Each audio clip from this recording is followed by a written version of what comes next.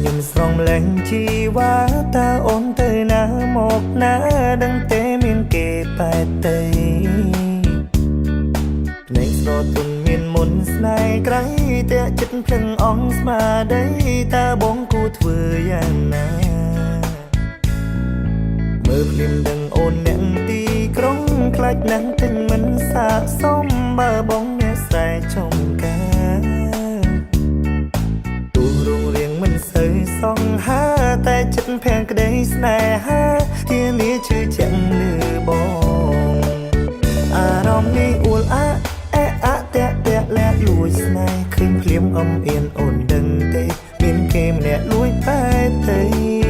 បេះដូងបងអួលកាំង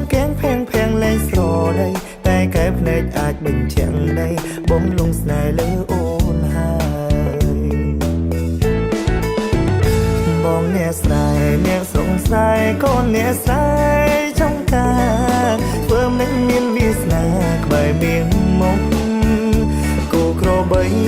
បងថែតាំងពីតូចអីលើវាធំតែពេលនេះចង់ថែមុំម្ដងគិតយ៉ាងណា